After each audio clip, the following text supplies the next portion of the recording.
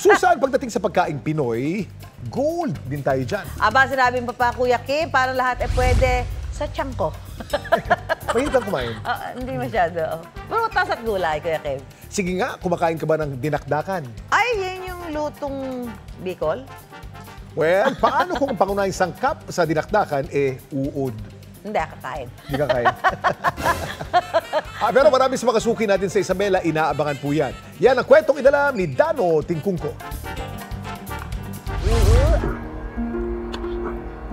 Lupa sa Maisan, pinamamahayan naman ng mga uod na abaling.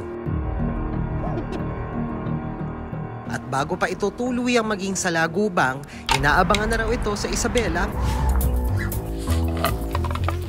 para gawing dinakdakan. Sa Reyna Mercedes Isabela, kinalakihan na raw ang pagkain ng abaling ng dating hotel supervisor na si Mark Anthony Batulayan.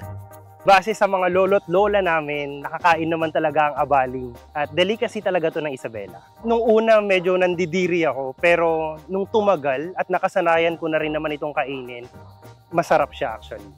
Pero bago malasap ito, inaabot daw sila ng 1 hanggang 2 oras sa paghahanap nito sa Maisan. Mano-mano nila itong hinahanap at hinahalukay sa lupa. At dito natatambad ang mga abaling na exotic food sa Isabela. Hindi umano ito ibinebenta ni Mark Anthony at sadyang nakahiligan lang ang pagkuha ng mga abaling. Ang mga naipong abaling lilinisin bago lutuin. Guguntingin lang natin siya sa bandang puwitan.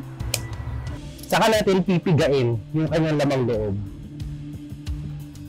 Sa paggawa ng dinakdakan, pakukuluan ng abaling at lalagyan ng luya, bawang at asin para mawala umano ang lansa. Kapag naiga o halos wala ng tubig, tatanggalin ang luya at bawang. Sunod ay ipiprito ang abaling hanggang maging malutong ito. Lalagyan ng sibuyas, sili, kalamansi, asin at paminta. Pwede nang lantakan ang dinakdakan na abaling.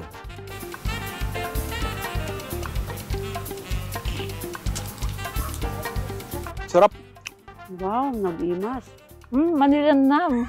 Dapat alam mo na ang mga uod at salagubang ay isa sa mga kilalang exotic food na may mataas na protina ayon sa nutritionist na si Ella Marie Arabe. Yung larva niya, good source of protein. Meron din siyang dietary fiber. So yung dietary fiber, it's good for digestion. It helps with gut health. And meron din siyang properties na can help lower cholesterol. Meron siyang vitamins and minerals as well as beneficial fatty acids. Importante na malinis ito ng mabuti bago lutuin at kainin. Susundin pa rin natin yung basic food safety, no? Pag may mishandling sa preparation, hindi siya naluto ng tama or sa storage, kinain mo, magkakasakit ka pa rin.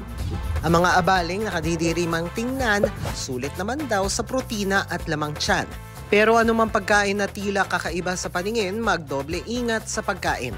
Ako si Dano Tingkungko at yan ang kwentong dapat alam mo.